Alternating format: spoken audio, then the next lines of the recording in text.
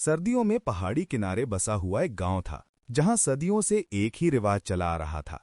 रात हो या सर्दी, नींद तो छत पर ही आएगी। ये सिर्फ आदत नहीं, जिद बन चुकी थी, जो बहुओं के लिए सजा से थी। इसी गांव में अनाया नाम की बहू शाम के वक्त चूल्हे के पास बैठी दाल पका रही थी। चम्मच हिलाते हुए उसका गुस्सा साफ झलक रहा था। आखिर इन लोगों को अक्ल क्यों नहीं आती? सर्दी हड्डियों में घुस रही है, फिर भी जिद के छत पर ही सोना है। अगर बहू हूं तो क्या जानवर हूं? अनाया अकेली नहीं थी। उसके दिल में जमा शिकायतें बरसों से उबल रही थीं।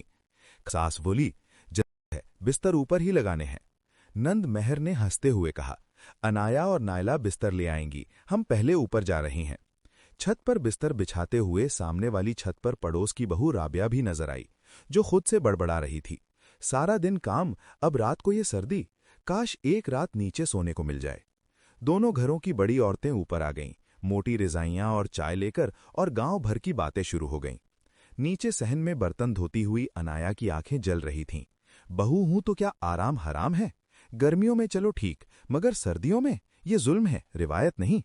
नई दुल्हन सना पहली बार बिस्तर उठाकर सीढ़ी चढ़ रही थी। पांव फिसला, वो गिर पड़ी। अम्मा, पांव मुड़ गया है। सास ने कहा, इतना नाजुकपन, चलो 2 लोग सहारा दे देंगे, ऊपर ही सोना है। सना की आंखों में आंसू थे, मगर जुबान बंद।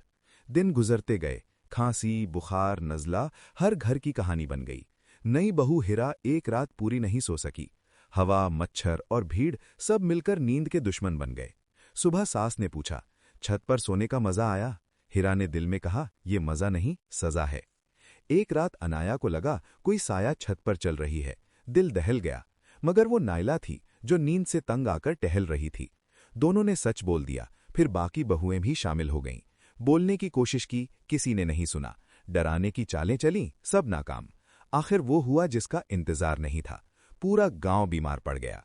डॉक्टर आया, उसने साफ कहा, अब हवा वैसी नहीं रही, सर्दियों में छत पर सोना बीमारी को दावत देना है। सरपंच ने ऐलान कर दिया, सर्दियों में कोई भी छत पर नहीं सोएगा। रिवायत टूट गई, जिद हार गई, और पहली बार बहुओं ने सुकून की नींद ली। ये कहानी हमें याद दिलाती है कि रिवायतें तब तक अच्छी हैं जब तक वो जिंदगी को आसान बनाती हैं, ना कि मुश्किल। तब्दीली का वक्त आ जाए तो उसे कबूल करना ही अक्लमंदी है।